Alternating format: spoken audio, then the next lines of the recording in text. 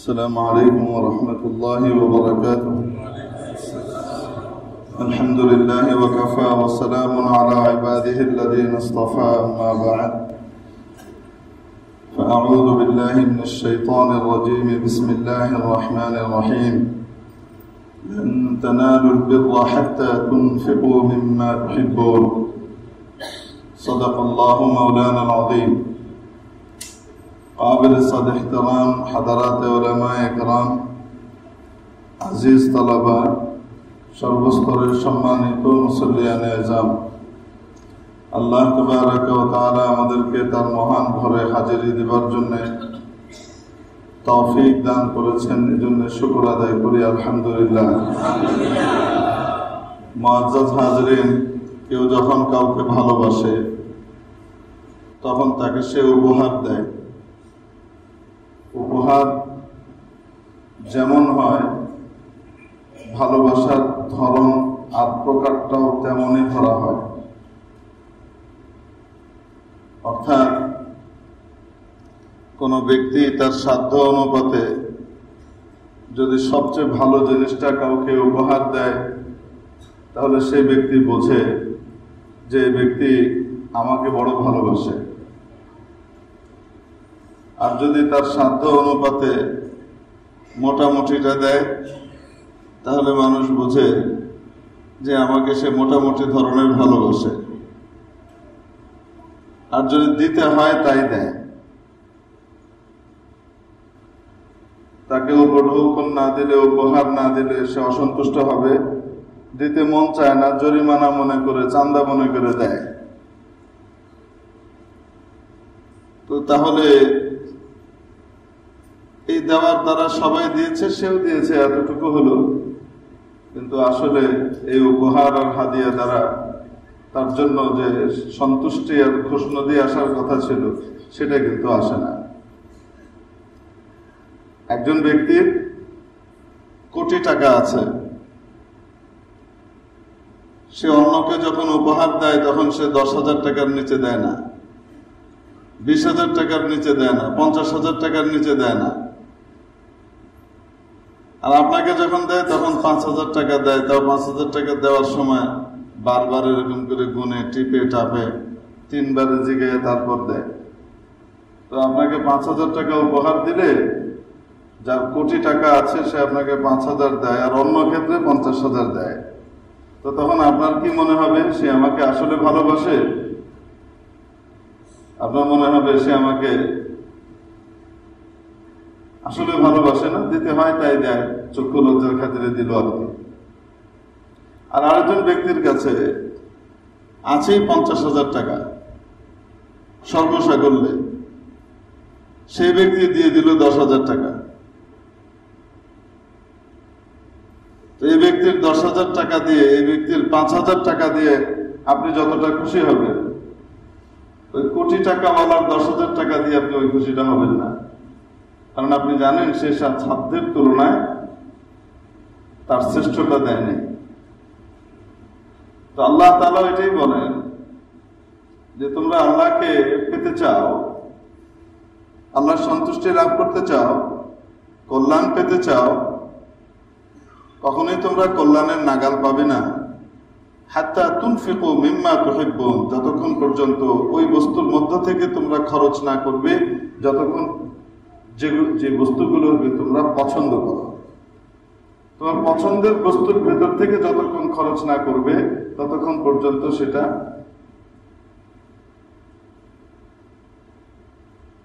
আল্লাহ তাআলা সন্তুষ্টিকে টানবে না, আকৃষ্ট করবে না, এবং তোমরা কল্যাণের নাগালও পাবে না। মেরে মুহতারাম দোস্ত, আজিজ বুজুর্গ, 10 জিলহজ থেকে শুরু করে 11 এবং 12 জিলহজ পর্যন্ত গোটা পৃথিবীর লাখো কোটি মুসলমান কোরবানি করে। এই কোরবানি কার জন্য করে? আল্লাহর জন্য করে। আল্লাহর জন্য করা এই কোরবানি আল্লাহর কাছে না রক্ত যায়, না গোশত যায়, না আল্লাহর কাছে তার চর্বি যায়, না চামড়া যায়, কিছুই যায় না। আল্লাহর কাছে কোনটা যায়? তার মনের যে নিয়ত, তার মনের যে ভালোবাসা, আল্লাহর প্রতি যে টান, ওই জিনিসটাই যায়, এটার মাধ্যমে যায়। এই কোরবানির মাধ্যমে আল্লাহর প্রতি তার টান আর ভালোবাসার বহিঃপ্রকাশ হয়। এই জন্যে রাসূল পাক সাল্লাল্লাহু তাআলা আলাইহি ওয়াসাল্লাম এবং সাহাবায়ে কিরাম কোরবানির জানোয়ার হিসেবে এমন জানোয়ারকে পছন্দ করতেন যে জানোয়ার দেখতে শুনতে নাদুস নদুস এবং সকলের চোখ কাড়ে। আল্লাহকে যেহেতু দেব, তো আমার সাধ্যের মধ্যে থাকা সবচেয়ে ভালোটা দেব। আর কারো সাধ্যে বেচারার আছে ছাগল কোরবানির মতো টাকা, কিন্তু সে ছোটখাটো একটা গরু দিয়ে দিল। হয়তো গরুটা অত মোটা তাজা নয়, কিন্তু আল্লাহ দেখেন যে তার সাধ্যের তুলনায় সে তার চেয়ে বেশি দিয়েছে। আল্লাহ তাআলা হিসাব করেন যে পার্সেন্টেজ কতটুকু হলো, এটা দেখেন না যে পরিমাণ কতটুকু হলো, আর পার্সেন্টেজ দিয়ে দেখেন তার মনের টান আর ভালোবাসাটা কতটুকু। হযরত ওমর রাদিয়াল্লাহু তাআলা আনহু বলেন, একবার রাসূল পাক সাল্লাল্লাহু আলাইহি সাল্লাম চাঁদা আহ্বান করলেন ইসলামের জন্য। তা আমি মনে মনে খুব খুশি হয়ে গেলাম যে এইবার আমি আবু বকরকে পেছনে ফেলে দেব, কারণ আবু বকর সবসময় আমার চেয়ে এগিয়ে থাকে, আমার চেয়ে বেশি দান আবু বকর করেন। তো এবার আমি আবু বকরকে পেছনে ফেলে দেব। খুব আনন্দিত হয়ে আমি আমার মালের যা ছিল আমি বেশ একটা অংশ আল্লাহর নবীর দরবারে হাজির করলাম। ওসমান হাজির করলেন, তার দাম আমার চেয়ে অনেক বেশি ছিল, পরিমাণ অনেক বেশি ছিল, কিন্তু আমার তার ওসমানের সাথে পাল্লা না, আমার পাল্লা তো আবু বকরের সাথে। অতএব আমি আবু বকরকে হারিয়ে দিয়েছি, এটাতেই আমি তৃপ্ত। কারণ আবু বকর অতি সামান্য কিছু সম্পদ এনে আল্লাহর রাস্তায় জমা করেছেন নবীজির কাছে। নবীজি সাল্লাল্লাহু আলাইহি সাল্লাম এবার প্রশ্ন করলেন অদ্ভুত ভাবে, ওসমান কতটুকু রেখে এসেছো, কতটুকু নিয়ে এসেছো, কত পার্সেন্ট রেখে এসেছো, কত পার্সেন্ট নিয়ে এসেছো? ইয়া রাসূলুল্লাহ, 4 ভাগের 3 ভাগ রেখে এসেছি, 1 ভাগ নিয়ে এসেছি। 25% নিয়ে এসেছি, আমাদের ভাষায় বলছে 1 রুবল নিয়ে এসেছে, 3 রুবল রেখে এসেছে। ওমর কতটুকু রেখে এসেছো আর কতটুকু নিয়ে এসেছো? ইয়া রাসূলুল্লাহ, 50% নিয়ে এসেছি, 50% রেখে এসেছি। আমাদের আলহামদুলিল্লাহ এখানে তো বসিলাতে ধনী মানুষের অভাব নাই, টাকা পয়সা তো আল্লাহর রহমতে একবারে কম নাই, কিন্তু যদি বলা হয় যে মসজিদের জন্য আপনি 50% দিয়ে দেন, শুনলেই পাতলা বাহানা শুরু হয়ে যাবে অনেকের। এটা করুটে, আর একটু জোর জবরদস্তি করে হার্ট অ্যাটাক করবে। তো এই জন্য এগুলো হুজুররা বলেও না, বলে আল্লাহ রাস্তায় দান করেন, কত পার্সেন্ট করেন এটা আর কেউ দেয় না। এটা তো প্রত্যেকের নিজস্ব ইখতিয়ার, যে যতটুকু পারে তার সাধ্য অনুকূল পরিস্থিতি এবং প্রতিকূল পরিস্থিতি এটা সে জানে। বাহির থেকে মানুষ অনেক সময় মনে করে অনেক বড় ধনী, অনেক টাকাওয়ালা, তার কাছে চাইলেই তো গোটা ব্যাংক আমাকে উজাড় করে দিয়ে দিবে। যার টাকা যত বেশি হয় তার কিন্তু খরচ তত বেশি থাকে, ওই হিসাব কিতাবটার মানুষ দেখে না। তো যাই হোক, ওটা তো আল্লাহ জানেন কার কাছে কতটুকু আছে কতটুকু নাই। তো আধা দিয়ে নিয়ে আসছি, আধা রেখে আসছি। আবু বকর, কি নিয়ে এসছো? ঘরের জন্য কি রেখে এসছো? ইয়া রাসূলুল্লাহ, ঘরের জন্য আল্লাহ এবং তার রাসূলের নামের বরকত রেখে আসছে। মানে হলো আগামী ওয়াক্তে খাওয়ার মতো জিনিসটাও বাড়িতে নাই, যা ছিল সবকিছু নিয়ে আসছে আল্লাহর রাস্তায়, আমার কাছে যা ছিল, মানে 100তে 100% নিয়ে আসছেন।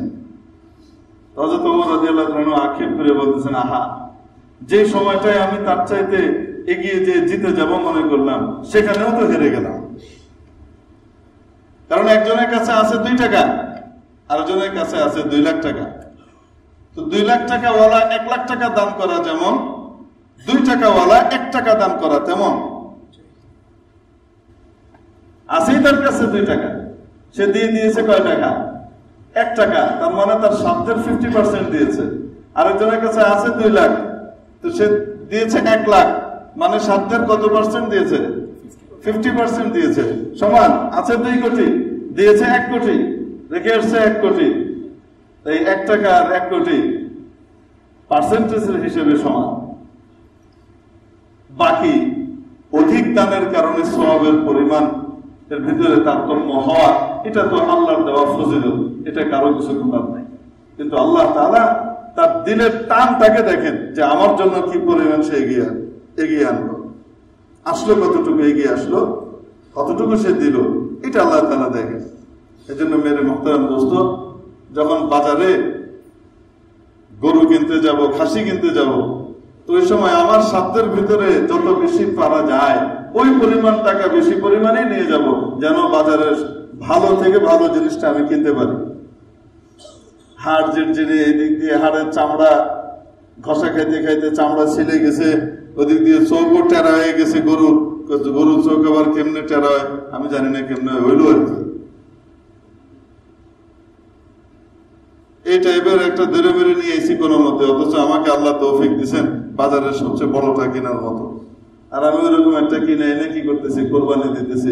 তো আল্লাহ তাআলা তো দেখতেছেন যে তুমি তোমার সাধ্যের ভিতর থেকে কতটুকু দিলা, তোমার মায়াটা আমার জন্য কতটুকু, এটা আল্লাহ দেখেন। মেরে মুহতারাম দোস্ত, এই জন্য আমাদের আকাবিরিন তাদের মায়া তৈরি করবার জন্য কোরবানির জানোয়ার বহু আগে কিনতেন, 5-6 মাস আগে কিনে ফেলতেন, 2 মাস 2.5 মাস 3 মাস আগে কিনে ফেলতেন। কিনে ওই গরুকে ভালো করে খাওয়ানো দাওয়ানো, কোরবানির সেই পশুকে, সেই ছাগলকে ভালো করে খাইয়ে দাইয়ে নিজে গোসল করিয়ে এরকম তদারকি করে দেখাশোনা করে আস্তে আস্তে তাকে বড় করতেন। তার প্রতি মায়া জন্মাতো, মায়া জন্মানোর পরে এরপরে তাকে কোরবানি করতেন, যে আমার মায়ার জিনিসটা আমি আল্লাহর জন্য কোরবানি করলাম। শাইখুল হিন্দ হযরত মাওলানা মাহমুদ হাসান দেওবন্দি রহমতুল্লাহ আলাইহির ওয়াকিয়া পাওয়া যায় যে হযরত শাইখুল হিন্দ রহমতুল্লাহ আলাইহি বড় গরু কিনতেন না, মোটামুটি উঠতি বাছুর, যেটা 1 বছর, 1.25 বছর, 1.5 বছর হয়েছে, এই টাইপের একটা গরু কিনতেন ভালো দেখে, বছর খানিক আগে কিনতেন। কিনে এই গরুকে আগামী কোরবানির জন্য তৈরি করতেন। ওনার কি ঝামেলা কম ছিল? ওনার হাত দিয়ে হুসাইন আহমদ মাদানী তৈরি হয়েছেন, হযরত আশরাফ আলী থানভী তৈরি হয়েছেন, শব্বির আহমদ উসমানী তৈরি হয়েছেন, কিফায়াতুল্লাহ দেহলভী তৈরি হয়েছেন, আনোয়ার শাহ কাশ্মীরি তৈরি হয়েছেন। এদেরকে সব তৈরি করার দায়িত্ব নিয়ে গরুও পালেন। গরু কার জন্য পালেন? আল্লাহর জন্য পালেন। তার জন্য তার প্রতি যখন মায়া মমতা যেন তৈরি হয়, খাইয়ে দাইয়ে নাদুস নদুস করে বড় করে তুলতেন। কোরবানির কিছুদিন আগ থেকে, 8-10 দিন আগ থেকে আর সাধারণ ঘাস বিচুলি এগুলা খাওয়াতেন না। মুখরোচক যে জিনিস, সে সমস্ত জিনিস গরুর কাছে বিশেষভাবে উপাদেয়, ওই সমস্ত জিনিস এনে এনে খাওয়াতেন। কখনো কিশমিশ, কখনো ফল ফুল এগুলো দিতেন, কিন্তু পয়সা লাগতো। মনে হতো যেন শেষ বিদায়ের জন্য কি করছে, মেহমানকে আখেরি খানা খাওয়াচ্ছে। এবং তারপরে কি করতেন, কোরবানির দিন নিজ হাতে ওটাকে জবাই করতেন। কার জন্য? আল্লাহর জন্য। এই গরুর প্রতি যে মায়া, আর বাজার থেকে কিনে আনলাম, আনার আগ থেকে চিন্তা করতেছে চান্দাতে কিন্তু আইনা রাহুম কই খাউম কই, এটা কেডা করবো, এগুলি করার সময় কই, কত সময় পাওয়া, এগুলা করার সময় কই। অতএব এই সমস্ত ঝামেলার দরকার নাই, চান্দাতে কিনবো তো দুইটার দুইটা একটা হবে, লাভের লাভ, দাম বেড়ে যায় অনেক সময়, তো কম দামে বেশি জিনিস কিনে তো আনা যাবে। কিন্তু ওইটার প্রতি কি ওই মায়া জন্মাবে যে গরুটাকে আমি 10 দিন আগে, 11 দিন আগে, 15 দিন আগে কিনে এনেছি, 1 সপ্তাহ আগে কিনে এনেছি, আর তাকে খাওয়াচ্ছে। 1 বছর আগে বললে তো আমাদের পক্ষে সম্ভব হবে না। সেই জন্য বললাম আমাকে যে 1 মাস আগে একটা গরু যদি কেউ কিনে আনে, তার প্রতি যে মায়া, 1 দিন আগে কিনে আনা গরুর প্রতি কি সেই মায়া জন্মাবে? তো কোরবানিটা কোয়ালিটির ভিতরে তারতম্য হয়ে গেল। দায় মুক্তি তো ঘটলো, কিন্তু ফল প্রাপ্তির ভিতরে তারতম্য হবে। মজার ব্যাপার হলো কোরবানির জানোয়ারকে যা যা খাওয়ানো হয়, কিয়ামতের দিন এই কোরবানির জানোয়ারের চামড়া, খুর, অস্থি, মজ্জা সব কিছু সহ নেকের পাল্লায় ওজন করা হবে। তার পেটের ভিতরে যে গোবরটা ছিল সেগুলো সহকারে ওজন করা হবে। তাকে যা যা খাওয়ানো হয়েছে, খাওয়ানোর জিনিসগুলো সহ ওজন হবে। যা খাওয়ানো হয়েছে সব নেকের পাল্লায় ওজন হবে। এই জন্য গরু আনলাম কাটলাম এরকম নয়, পশুকে একটু আগে আনতে হয়, এনে একটু আদর যত্ন করে লালন পালন করতে হয়, একটু খাওয়াতে দাওয়াতে হয়, তারপরে কোরবানির প্রতি মায়াটা আলাদাভাবে জন্মায় পশুর প্রতি। আর এই মায়াকে আল্লাহর জন্য কোরবানি করা হলো। লান ইয়ানালাল্লাহা লুহুমুহা ওয়ালা দিমাউহা ওয়ালাকিন ইয়ানালুহুত তাকওয়া মিনকুম। আল্লাহর কাছে কখনোই তোমাদের এই কোরবানির জানোয়ারের গোশতও যায় না, তার রক্তও যায় না, এগুলো কিছুই যায় না। তো কি যায়? এগুলোর মাধ্যমে তোমার মনের ভিতরে আল্লাহর প্রতি যে ভালোবাসা আছে সেই ভালোবাসাটা আল্লাহর কাছে যায়। তাকওয়ার এক মানা আল হুব, তাকওয়ার এক মানা আল ইজতিনাব, তাকওয়ার এক মানা গুনাহ থেকে বাঁচা, আল্লাহর নাফরমানি এবং নিষেধাজ্ঞাগুলো থেকে বাঁচা। তাকওয়ার এক স্তর আর এক মানা হলো সন্দেহযুক্ত বস্তু থেকে বাঁচা, যেটার ভিতরে সন্দেহ দেখা দেয় সেটাও বাদ। যে আল্লাহ এটা থেকে খুশি হবেন নাকি হবেন না বোঝা যাচ্ছে না, ওইটা থেকেও বাঁচা। তাকওয়ার এক মানা হলো মহব্বত। ওয়ালাকিন ইয়ানালুহুত তাকওয়া মিনকুম, আল্লাহর প্রতি তোমাদের যে শ্রদ্ধা, ভীতি, ভালোবাসা, ভাব গাম্ভীর্যপূর্ণ ভালোবাসা রয়েছে সেটা আল্লাহর কাছে পৌঁছায়। হাজর সাহেব রহমতুল্লাহের ঘটনা আছে যে একবার এক এরকম বাছুর কিনে আনলেন, কিনে এনে বছরখানিক পর্যন্ত তাকে এরকম পালছেন, লালন পালন করছেন। আর এই বাছুরটার সাথে, এই গরুটার সাথে ওনার মহব্বত এমন ভাবে স্থাপিত হয়ে গেল যে উনি যেখানে যান ওই গরু ওদিক ওদিক যেত। উনি যে ক্লাস করাতে আসতেন তো গরু এসে ক্লাসরুমের বাইরে বসে থাকত। যখন উনি বেরোতেন তো ওর সাথে সাথে আবার যেত। কিছু কিছু জানোয়ার এরকম হয়, মায়া পড়ে যায়, ওটার প্রতি আলাদা মায়া পড়ে গেছে। তো কোরবানির দিন ওই গরুটাকে যখন উনি জবাই করছেন, তো এক হাতে তো জবাই করছেন, গরু জবাই হচ্ছে, রক্ত ফিনকি দিয়ে ছুটছে, আর আরেক হাত মাঝে মাঝে চোখ মুছছে। মানে এত মায়া পড়ে গেছে, এই মায়ার জিনিসকে আল্লাহর জন্য কোরবানি করছে। কি পরিমাণ কোরবানি নিজের অন্তরের উপর দিয়ে যাচ্ছে, মনের উপর দিয়ে ছড়ে চলছে। মেরে মুহতারাম দোস্ত, এজন্য এখন তো আরো এগ্রো ফার্মওয়ালারা সুন্দর সুন্দর সিস্টেম করে দিয়েছে। আপনি ওজন করে গরু কিনবেন, দাম এত, ওজনে যা আসে ওজন আসলো, দৌড়াদৌড়ি নাই, এসি রুমে বসে চাটা খেলো, তারপরে তরসিদ দিয়ে দিল, আর গরু অসুবিধা নেই, একদম কোরবানির রাতে আপনি ঠিকানা দিয়ে যান, আপনার ওখানে পৌঁছে যাবেন। মানে আপনাকে লালন পালন করার, কষ্ট মষ্ট করার প্রয়োজন নাই। এই গরুর প্রতি মায়া। আর যে গরু এক সপ্তাহ আগে কিনে খাওয়ায় দাওয়ায় একটু গোসল টোসল করানো হয়েছে তার প্রতি মায়া, একই রকম তো বলেন না কেন? না দোষ নদুর জানোয়ার দিতে পারবেন, মায়া দিতে পারবেন না। এজন্য এই সমস্ত ফাঁকিবাজির পথ এখতিয়ার করতে নাই। আমাদেরকে ফাঁকিবাজি দিয়ে দিলে আমরা সবকিছুই সহজ নিয়ে নিলাম।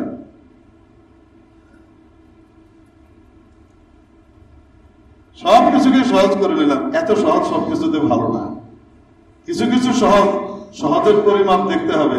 সাহাবায়ে কেরাম কিভাবে করতেন, আকাবিরিন কিভাবে করতেন, আর এটার স্পিরিটটা কি, এটার মূল বুনিয়াদটা কি, ভিতটা কি, এটা দেখা দরকার যে আসল বিষয়টা কি। আসল বিষয় হলো সবচেয়ে মায়ার জিনিসটাকে আল্লাহর কাছে দেওয়া, যার প্রতি মায়া পড়ে গেছে।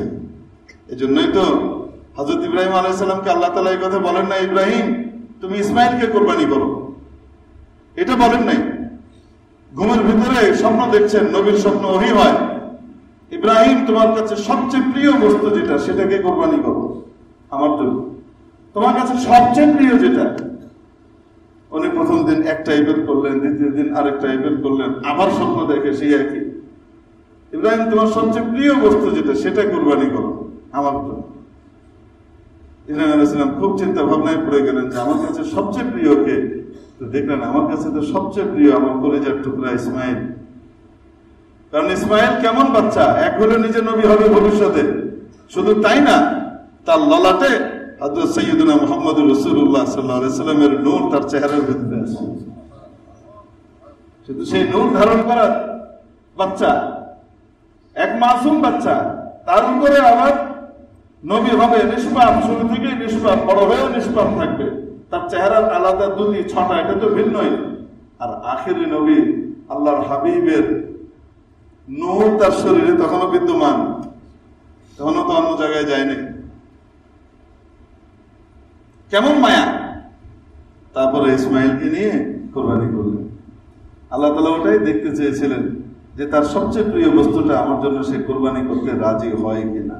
দেখেন আবার এই জমানায় যদি কেউ আবার রাতে স্বপ্ন দেখে, নেত্রকোনার এক বেটা স্বপ্ন দেখছিল, তুমি তোমার সবচেয়ে প্রিয় বস্তুগুলাকে আমার জন্য কোরবানি করো, সে তার 4 বাচ্চাকে কোরবানি করে দিয়ে দিচ্ছে। রাতের বেলা মেরে ফেলছে, পুলিশ এসে ধরছে, আমি স্বপ্ন দেখছি আমাকে কোরবানি করতে বলা হয়েছে, তাই আমি ইব্রাহিম আলাইহিস সালামের মতো কোরবানি করছি। ইব্রাহিম আলাইহিস সালামের কোরবানি আর এটা এক, মানে জাহালাত আর মূর্খতা, দ্বীন আর ইসলামের জ্ঞান থেকে দূরত্ব, আলেম ওলামার সাহচর্য থেকে দূরত্ব হওয়াটা, এটা কত বড় জঘন্য এবং ক্ষতিকর বিষয়। দেখেন সে খুন করে ফেলছে, কত বড় জঘন্য অপরাধী হয়ে গেছে, তার খবর নাই, সে মনে করতেছে সে আল্লাহকে খুশি করে দিচ্ছে। পৃথিবীর জঘন্যতম হারাম কাজটা সে করেছে। নবীর স্বপ্ন ওহী হয়, উম্মতের স্বপ্ন অন্য কারো স্বপ্ন ওহী বলে না কেন?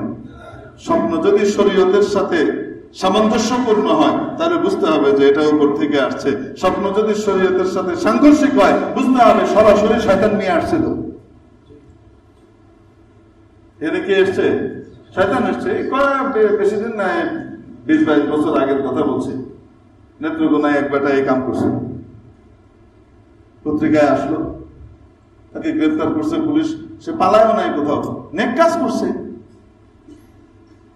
ইব্রাহিম আলাইহিস সালাম তো মাত্র একটারে কোরবানি দিয়ে দিয়েছে, 4টারে মেরে দিয়েছে, 4 কোরবানি দিয়ে দিয়েছে। ইব্রাহিম আলাইহিস সালামের সাথে বেড়ে গেছে। বাবারে বাবা, পালায়ও নাই, সে তো মহান এক কাজ করছে। পুলিশ ধরে যখন ভালো করে ডান্ডা লাগাইছে তখন বলতেছে যে আমি তো এই স্বপ্ন দেখছি। নবীর স্বপ্ন আর আমাদের স্বপ্ন একই রকম, কি বলেন আপনারা? আল্লাহ তাআলা এগুলো জেনে বুঝে আমল করবার তৌফিক দান করেন। এই সমস্ত অজ্ঞতা দূর হবে জ্ঞানী মানুষের সাহচর্যে। এই জন্য আলেম ওলামা এবং হক্কানি দিনদার পরহেজগার মানুষ যারা আছেন, ওলামা ইকরামের সাথে কি রাখতে হয়? সম্পর্ক রাখতে হয়, তাদের সাহচর্য থেকে দিন শিখতে হয়, তাহলে দিন সুন্দর হয়। মেরে মুহতারাম দোস্ত, এই জন্য বলছিলাম সবচেয়ে সুন্দর জিনিসটাকে, মায়ার জিনিসটাকে কোরবানি করা, এটা হলো আসল কোরবানি। কোকা কোলার প্রতি মায়া আছে, পেপসির প্রতি মায়া আছে, হুইল সাবানের প্রতি মায়া আছে, সার্ফ এক্সেলের প্রতি মায়া আছে, লাক্সের প্রতি মায়া আছে, সানসিল্কার হেড এন্ড শোল্ডারের প্রতি মায়া আছে, কেএফসির প্রতি মায়া আছে, এমনি ভাবে আপনার পিজা হাটের উপরেও মায়া আছে, ডমিনোস পিজার উপরেও মায়া আছে, বার্গার কিং এর সাথেও মায়া আছে। এই সমস্ত মায়ার জিনিসকে কোরবানির জানোয়ার কোরবানি হবে। আর আজ থেকে এই সমস্ত জিনিসের উপরে কোরবানির ছুরি চালানো হবে। মানে হৃদয়ের উপরে কোরবানির ছুরি চালান।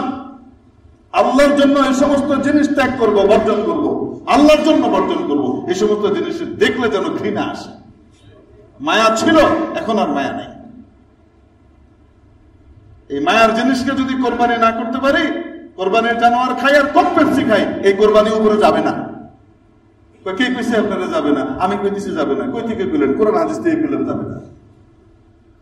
কোরবানি করতে পারবেন, টাকা খরচ করতে পারবেন, দায় মুক্তি ঘটে যাবে। হ্যাঁ, কোরবানি করার ছিল, করে ফেলেছে, কাঙ্ক্ষিত ইচ্ছিত লক্ষ্য হাসিল হবে না।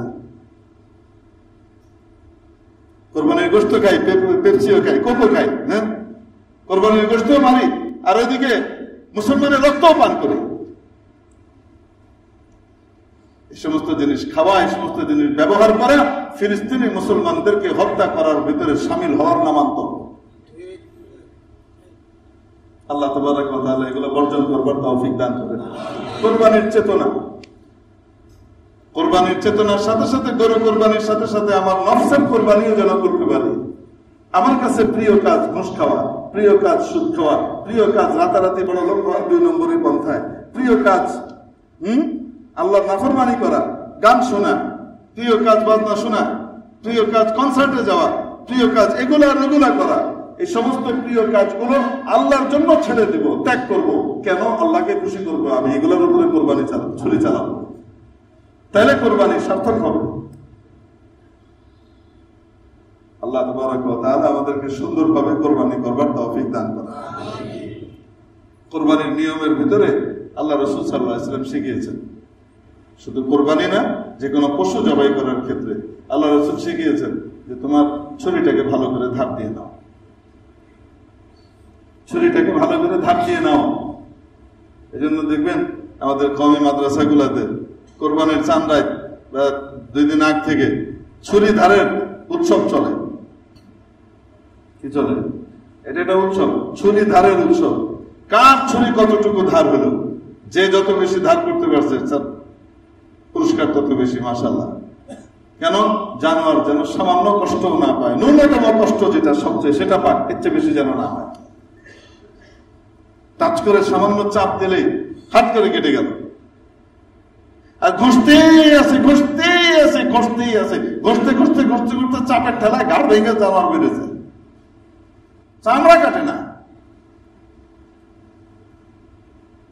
কোরবানির গোটা কোরবানিটাকে মাকরুহ করে ফেললেন। এত টাকা দিয়ে দেওয়া কোরবানি অসুন্দর হয়ে গেল। আল্লাহ তাআলা আমাদেরকে আমল করবার বুঝবার তৌফিক দান করেন। ছোটবেলায় ওই আমরা কল্যাণপুর হাউজিং এস্টেটে থাকতাম, তো কোরবানি দেখার জন্য গেছি এক জায়গায়। ওখানে কোরবানি হচ্ছে, কোরবানির দিন। তো জানোয়ার শোয়ানো হয়েছে। জানোয়ার শোয়ানোর পরে হাত পা বাঁধা তো তার বেঁধে একটা গরুকে সুঠান দিয়ে গরুকে ফেলা, এটা কি খুব সহজ কথা নাকি? ফেলার পরে উপরে চেপে বসে আছে 4-5 জন। আর ওদিকে এটার ভিতরে শরীক যারা, তাদের ভিতরে একজন সরকারি ঊর্ধ্বতন কর্মকর্তা পণ্ডিত আছে। আলেম টালেম না, আলেম টালেমের লগেও যে চলাটা বোঝা যায়, নিজে নিজে গবেষক পণ্ডিত। এই পণ্ডিত হুজুরকে বলতেছে নামগুলো আগে পড়েন। হুজুর বলতেছে নাম পড়া লাগবে না, নাম তো আপনাদের জানা আছে। আরে আপনি আমাদের কোরবানি নষ্ট করতে এসেছেন, নাম পড়া হোক। আচ্ছা ঠিক আছে, নাম পড়া শুরু হলো। বাবার নাম বলেন, মায়ের নাম বলেন। লিস্টে তো সবার বাপের নাম মায়ের নাম নাই, আর বাপের নাম মায়ের নাম টুকু হইল, টুকে বাবার নাম মায়ের নাম চললো। এবার ঠিকানা বলেন, কাট কাট কি ঠিকানা, স্থায়ী ঠিকানা অস্থায়ী ঠিকানা। আমি দেখতেছি গরু পায়খানা করে দিচ্ছি খেলার চাপে চলে। এই টাইপের ইতরামি, এটা কি কোরবানি? বলেন না কেন? এটা পশুর সাথে ইতরামি, আল্লাহর সাথে তামাশা এবং ঠাট্টা বিদ্রুপ করা। সুন্নত তরিকা কি? আপনি সুন্নত তরিকা শিখতে পারেন না, দেখতে পারেন না? কোরবানির জানোয়ারের নাম আপনার যদি পড়তেই হয়, তো জানোয়ার ফেলার আগে পড়ে ফেলবেন। আর আল্লাহ তাআলা জানে কি জানে না যে আল্লাহ তাআলা নাম না বললে আল্লাহ কেমনে জানবে যে কে কে এখানে শরীক? আল্লাহ জানে না তো? বলেন না কেন? আল্লাহ কেমনে জানবে? আচ্ছা ঠিক আছে, আল্লাহ জানলেন। আচ্ছা, আল্লাহ মনে হয় SGBTর মতো না, কি জানি এটা, তোমরা কি জানি গো, কি পিটি জানি, হ্যাঁ কি পিটি জানি একটা বেরিয়েছে, টিপ দিলে সব নাকি কে দেয়, চ্যাট জিপিটি। হ্যাঁ, আল্লাহ চ্যাট জিপিটির মতো না, আল্লাহ এর চেয়ে ভালো, শুধু ভালো, কল্পনাতীত। আল্লাহর ইলম কেমন, কল্পনাই করা যাবে না। তো আল্লাহ জানেন কি জানেন না এই জানোয়ারে কয়জন শরীক আছে না নাই? তো তাহলে কেন তুমি জানোয়ারটাকে কষ্ট দিচ্ছ? কেন কষ্ট দিচ্ছ? তুমি জেনে শুনে আমল করো, তাইলেই তো হয়ে যায়। যারাই কোরবানি করবো, কার নিয়তে কোরবানি করবো? কাকে খুশি করার জন্য? আমি অনেক বড় জানোয়ার কোরবানি করছি, সবাই মিলে আমাকে প্রশংসা করছে। এই প্রশংসার ভিতরে আনন্দ আসবে। আনন্দটা সহি গতি দিতে হবে, সহি দিক দিতে হবে। আনন্দটা কি? যে আলহামদুলিল্লাহ, যে আমি আল্লাহর জন্য সবচেয়ে ভালোটা করতে পারতেছি। আল্লাহ অনেককে দেন নাই, তৌফিক আমাকে দিয়েছেন, এটা আল্লাহর বড় নিয়ামত। এই কথা মনে করব। এটা নয় যে আমি সবচেয়ে বড় কোরবানি করলাম, তোরা করলি না কি, এটা কোনো কোরবানি হলো? আমি তো 16 লাখ টাকা দিয়ে করছি, তটা তো 15,50,000, এত বড় বড় কথা কইস না। এই 15,50,000 পুরা টুকি বুড়িগঙ্গার ট্রেনে গেছেন। আল্লাহ তাবারক ওয়া তাআলা নিয়ত খালিস করবার তৌফিক দান করেন। কুরবানির জানোয়ার জবাই করার পরে এইবার এটার যে গোশতগুলা কি করতে হয়, মুস্তাহাব হলে 3 ভাগে ভাগ করা। মুস্তাহাব কয় ভাগে ভাগ করা? 1 ভাগ গরিব দুঃখীকে দেওয়া, 1 ভাগ নিজেরা ব্যবহার করা, 1 ভাগ আত্মীয় স্বজনকে বন্টন করে দেওয়া। এটা মুস্তাহাব, এটা ওয়াজিব নয়, এটা জরুরি নয়। বুঝতে পারেন? কেউ যদি এভাবে করে তাহলে আলহামদুলিল্লাহ, না করলে পুরা গোশতই সে খেয়েছে, কোনো অসুবিধা নাই। কিন্তু গোশত খাওয়ার নিয়তে যদি কোরবানি করে, আল্লাহর সন্তুষ্টির উদ্দেশ্য না থাকে, তো এই কোরবানি হবে না। নিয়ত থাকতে হবে কার সন্তুষ্টি? আর গোশত তো এমনি আসবে। এ ভাই কেউ একজন গাভী কিনেছে, তো গাভী কিনে কিসের জন্য? দুধ খাওয়ার জন্য। বলেন না কেন? উদ্দেশ্য কি? গরু। কিন্তু গোবর যেটা, ওটা ফ্রি পাওয়া যায় না। কোন না কেন? উদ্দেশ্য কি গোবর না দুধ? তো দুধ উদ্দেশ্য। দুধের দিকে খেয়াল করলে গোবর এমনি ফ্রি পাওয়া যায়, ওইটা কি করা লাগে না? নিয়ত করা লাগে না। তো আল্লাহর সন্তুষ্টির নিয়তে কোরবানি দিলে আল্লাহর সন্তুষ্টিও পাওয়া যায়, গোশতও ফ্রি পাওয়া যায়। কিন্তু কেউ যদি নিয়ত করে যে আমার গরুর দুধের পরিবর্তে তার গোবরের দিকে টার্গেট বেশি, তো তার দুধ খেয়ে যাবে অন্য কেউ, তার গোবরের পিছনে দৌড়ে। এই জন্য কোরবানির জানোয়ারের ভিতরে গোশতের নিয়ত থাকবে না আল্লাহ। আর গোশত আল্লাহ তাআলা তো এমনি ফ্রি দিয়ে দিয়েছেন যে বান্দা তুই খা।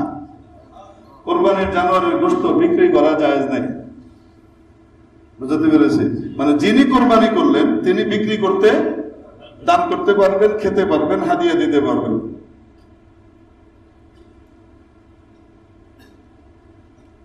মাসালাগুলো জেনের ভিতরে রাখা ভালো। আচ্ছা, কোরবানির জানোয়ারের গায়ে একটা চামড়া আছে, এই চামড়ার কি বিধান? নাম্বার 1, আপনি এই চামড়া ব্যবহার করতে পারবেন। যিনি কোরবানি দিচ্ছেন, যেমন গোশত তিনি ব্যবহার করতে পারেন, চামড়াও কি করতে পারেন? ব্যবহার করতে পারেন। চামড়া ব্যবহার করতে পারবেন। চামড়া যদি ব্যবহার না করেন তাহলে কাউকে গিফট দিতে পারবেন। যেমন কোরবানির গোশত গিফট দেওয়া যায়, তেমনি ভাবে কোরবানির চামড়াও কি করা যায়? বুঝতে পারেন? আপনি হাদিয়া দিতে পারেন, অথবা আপনি দানও করে দিতে পারেন। কিন্তু যদি আপনি কোরবানির চামড়া বিক্রি করে ফেলেন, এটা না নিজে ব্যবহার করা যাবে এই টাকা, না কাউকে গিফট দেওয়া যাবে, এটাকে সোজা গরিবের হক হিসেবে গরিবকে দান করে দিতে হবে। আচ্ছা, পরিষ্কার হয়েছে? গরিবকে কি করতে হবে? দান করে দিতে হবে। এই জন্য যারা আস্ত কোরবানির চামড়া, মানে আস্ত গরু কোরবানি দিই, শরীকে না, একাকি কোরবানি দিচ্ছি, তো তাদের এই কোরবানির যে চামড়া আছে, উত্তম হলো এটা কোনো দ্বীনি প্রতিষ্ঠানের দায়িত্বশীলকে গিফট করে দেওয়া। যখন আপনি দান করবেন না, তো নিয়ত করবেন যে এটা আমি এই দায়িত্বশীলকে গিফট করেছি। দায়িত্বশীল নিয়ে কিন্তু নিজের পকেটে নিয়ে খেয়ে ফেলাবে না, এটা মাদ্রাসার রসিদে উঠছে। আপনি গিফট দেওয়ার কারণে যে লাভ হবে সেটা হলো, এই যিনি গিফট পেলেন উনি যখন এটাকে বিক্রি করবেন, এই টাকাটাকে উনি মাদ্রাসা নির্মাণের কাজেও ব্যবহার করতে পারবেন। বাচ্চাদের গরমে ফ্যান দরকার, তো ফ্যানও কিনে দিতে পারবেন। বাচ্চাদের এই মুহূর্তে টেবিল আর টুল দরকার, তাদেরকে টুলও কিনে দিতে পারবেন। তাদের খাওয়া দরকার, তো খাওয়ার পেছনে ব্যবহার করতে পারবেন। যে কোনো কাজে মাদ্রাসাওয়ালারা এটাকে ব্যবহার করতে পারে। এই জন্য সবচেয়ে উত্তম হলো, এই মাসালাটা একটু ক্লিয়ার করে বলে দিতে চাই। আমার তো এখানে কোনো আশপাশে মাদ্রাসা নাই যে এটা করার কারণে আপনাদের মনে হবে হুজুর মনে নিজের মাদ্রাসার লিগে গোদাই দিছে, এরকম কিছু নাই। কিন্তু আপনার কোরবানির চামড়াটা যেন সহি জায়গায় যায়, এটা খেয়াল রাখবেন। যে কোনো ভালো ধর্মীয় প্রতিষ্ঠানের ভিতরে যখন আপনি দিবেন, আপনার চামড়াটা যদি এককভাবে কোরবানি দিয়েছেন, আপনি ছেলে মেয়েদের সবকিছু মিলে আপনার একক কোরবানি এটা, তো এইটা আপনি রেসপন্সিবল। তো এটাকে আপনি যদি হাদিয়া হিসেবে দিয়ে দেন একক চামড়া, তাহলে এটাকে সব রকমের কাজে ব্যবহার করতে পারবেন, মাদ্রাসার সমস্ত নিট পুরা করতে পারবে এটা দিয়ে। এটা দিয়ে প্রয়োজনে উনি মসজিদে নির্মাণ করতে পারবেন, কারণ এটা তো আপনি ওনাকে গিফট করেছিলেন। উনি গিফট করার পরে এটাকে বিক্রি করে এটাকে যে কোনো কাজে লাগাতে পারবেন, ভালো কাজে। আর যদি আপনি গিফট দিতে রাজি না হন, যে হুজুর গিফট দিলে হুজুর যদি খেয়ালায়, আচ্ছা ঠিক আছে থাক, তাহলে এটা দেওয়ার দরকার নেই, তাহলে আপনি দান করে দিলেন। এটা এদিক ওদিক দান করার চেয়ে কোন দিনই প্রতিষ্ঠানে দান করাটা আপনার জন্য অধিক লাভজনক। অধিক লাভজনক। 500 টাকা দিয়ে আপনি 1 কেজি মিষ্টি কিনলেন বা 2 কেজি মিষ্টি কিনলেন। 500 টাকা দিয়ে কয় কেজি মিষ্টি কিনেছেন? 2 কেজি মিষ্টি কিনেছেন। মিষ্টি কিনে খেয়ে ফেলেছেন, মানুষকে খাইয়ে দিয়েছেন, একজনকে গিফট দিলেন, সে খেলো, শেষ। আর আপনি 500 টাকা দিয়ে 2 কেজি 3 কেজি আম কিনে দিলেন। হযরত শামসুল হক ফরিদপুরি রহমতুল্লাহ আলাইহি এই উদাহরণটা দিতেন, আমি উদাহরণটা আপনাদেরকে দিচ্ছি। এই আম কিনে দেওয়ার পরে খরচ কয়শো টাকা হয়েছে? কন্যা কেন? তো 500 টাকা প্রথমে খরচে একটাই অপশন, খাও, মশলা বানাও, খাইছো, ডেলিভারি দিয়ে দাও, শেষ। আর কোন অপশন আছে? নাই। আর 500 টাকা দিয়ে আম কিনছে একজন, কিনে আমগুলা খাইছে, খায়া মনে করেন তার 30টা আম হয়েছে, 30টা আটি হয়েছে। এই আটিগুলাকে সে লাগাইছে, আমও খাইছে, আবার যে আটিগুলা বাচ্চা এগুলাকে কি করছে? লাগাইছে। লাগানোর পরে গাছ হয়েছে কয়টা? 30টা গাছ হয়েছে। 30টা গাছ থেকে কয়েক বছর পরে যে ফলন হয়েছে, সেই ফলনে 100 আম হয়েছে, 1000-এর উপরে আম হয়েছে। এই 1000-এর উপরে আমও আবার খাইছে, খাওয়াইছে, বিচিগুলো রেখে দিছে, এগুলি আবার লাগাইছে। এখন গাছ হয়েছে 1000টা। এরপরে ওইখান থেকে আরো যা হয়েছে, সেখান থেকে গাছ হয়েছে 1,00,000টা। তো আম কতটা হইতেছে? টাকা কত বলেন না কেন?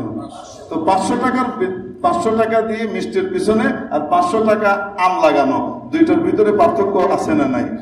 উনি উদাহরণ দিতেন, কওমি মাদ্রাসার ভিতরে, মাদ্রাসাগুলোর ভিতরে আপনার দানটা যাওয়া, এটা হলো ওই একই জিনিস। আপনি অন্য জায়গায় দিলে যা হইতো মিষ্টির মতো হইতো, এটা এখানে দিচ্ছেন, এটা এখন এটা হবে ওই আমের মতো।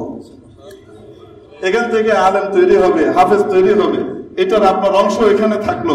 আর এটা দিয়ে হাফেজ আলেম হওয়ার পরে সে কি হবে? সে একাই থাকবে না, হাজারো মানুষকে দিনদার বানাবে, হাজারো মানুষকে দিনদার বানাবে। নিজে তো হাজার হাজার খতম কোরআন শরীফ পড়বে, যত মানুষকে দিনদার বানাইলো তারা আবার এরকম কত কোরবানি করবে, তাদের ওই সমস্ত কিছুর পিছনে আপনার এই দানের অবদানটা রয়ে গেছে। এই জন্য আপনার কোরবানির চামড়া, এটাকে আশপাশের নিকটতম ভালো কওমি মাদ্রাসা যেখানে লিল্লা বোর্ডিং আছে, এইরকম জায়গাতে দান করাটা এটা অধিক উপকারী আপনার জন্য। এখানে কি আছে আপনাদের সিস্টেম? আচ্ছা, এই মসজিদেও আছে। এই মসজিদে ছোট্ট পরিসরে একটা মাদ্রাসা আছে, এই মাদ্রাসাতেও আপনারা দান করতে পারেন আপনাদের কুরবানির চামড়া। আবার আশপাশে আরো অনেক মাদ্রাসা আছে, জামিয়া রহমানিয়া আছে, জামিয়া রহমানিয়া আজিজিয়া আছে, তারপরে আবরার আছে, আরো অনেক মাদ্রাসা আছে। আমি সব মাদ্রাসার নাম তো জানি না। যত মাদ্রাসা আছে আপনাদের কাছে যার মাদ্রাসাটা ভালো লাগে সেখানে কি করবেন? দান করবেন। যার নিড বেশি এখানে দিলে বেশি ভালো। হ্যাঁ, মাশাআল্লাহ, বিল্ডিং টিল্ডিং আছে, টাকা পয়সার অভাব নাই, উপর দিয়ে নিচ দিয়ে চারিদিক দিয়ে টাকা পয়সা আইতেছে, ওখানে দিলে সব হবে ঠিক। আর এটা ঘর বানানোর টেয়া নেই, রাখারই জায়গা নেই, এদের প্রয়োজন বেশি, তো ওইদিকে দিলে সবটা আর একটু বেশি হবে। এটা স্বাভাবিকভাবে আপনি নিজেই বুঝবেন কোন জায়গাতে দিলে বেশি উপকার হবে, আপনি সেভাবে কি করবেন? ইনশাআল্লাহ দান করবেন।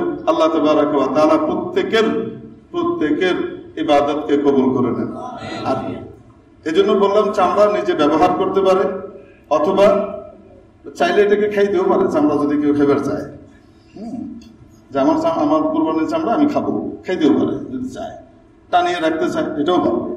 আবার কুরবানির চামড়াকে গিফটও করতে পারে, কুরবানির চামড়াকে দানও করতে পারে। যদি বিক্রি করে দেয় তো তাহলে দান ছাড়া আর কোনো উপায় নাই। আল্লাহ তাআলা আমাদেরকে সুন্দরভাবে কুরবানি করবার তৌফিক দান করেন। ওয়া আখিরু দাওয়ানা আলহামদুলিল্লাহি রাব্বিল আলামিন। জিলহজ মাসের 9 তারিখ থেকে শুরু করে 13 তারিখের আসর পর্যন্ত, 9 তারিখের ফজর থেকে শুরু করে 13 তারিখের আসর পর্যন্ত তাকবীরে তাশরীক প্রত্যেক ফরজ নামাজের পরে পুরুষরা উচ্চ স্বরে পড়া ওয়াজিব, নারীরা নিম্ন স্বরে পড়া ওয়াজিব। জামাতে পড়ুক, চাই একাকি পড়ো। ফরজ নামাজের পরে কি পড়তে হবে? তাকবীরে তাশরিক পড়তে হবে। সবাই জানি না তাকবীরে তাশরিক? বলি তো দেখি।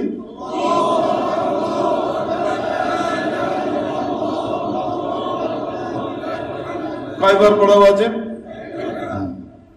এটা তালবিয়ার মতো না যে 3 বার পড়া মুস্তাহাব। ওয়াজিব কয়বার? একবারই। ঠিক আছে তো? কিয়াস করলে ঝামেলা আছে। যেভাবে আছে কিতাবে সেভাবেই কি করতে হবে? আমল করতে হবে ইনশাআল্লাহ। আর এই 9 তারিখ শুরু হয়ে যাচ্ছে কবে থেকে? মাশাআল্লাহ, সবাই জানে। তার মানে রবিবার দিন সকাল থেকে, ফজর থেকে শুরু হবে। কত তারিখ পর্যন্ত চলবে? 9, 10, 11, 12, 13, রবি, সোম, মঙ্গল, বুধ, বৃহস্পতি। বৃহস্পতিবার আসর পর্যন্ত চলবে। মাগরিব থেকে আর দরকার নাই। এই তাকবীরে তাশরিক আল্লাহ তাআলা আমাদেরকে আমল করার তৌফিক দান করেন। ঈদের জামাত কবে হবে হুজুর? কোন কয়টায় হবে? কোরবানির জামাতটা একটু আগে আগে করা ভালো। তার কারণ হলো কোরবানির কাজ থাকে। বকরা ঈদের জামাত আগে আগে করতে পারলে সবচেয়ে ভালো। কয়টায় হতে পারে? ফজর হচ্ছে কয়টায় এখন? মানে 5:10 এর দিকে ইয়ে হয়ে যাচ্ছে, তুলোয় শামস হয়ে যাচ্ছে। 7টা 7:30 হতে পারে? কয়টা হলে ভালো হয়? আপনারা পরামর্শ দেন। হয় 7টা নয় 7:30, দুইটার একটা, এর বাইরে না। এই দুইটার ভিতরে মত দিতে পারেন, বলেন।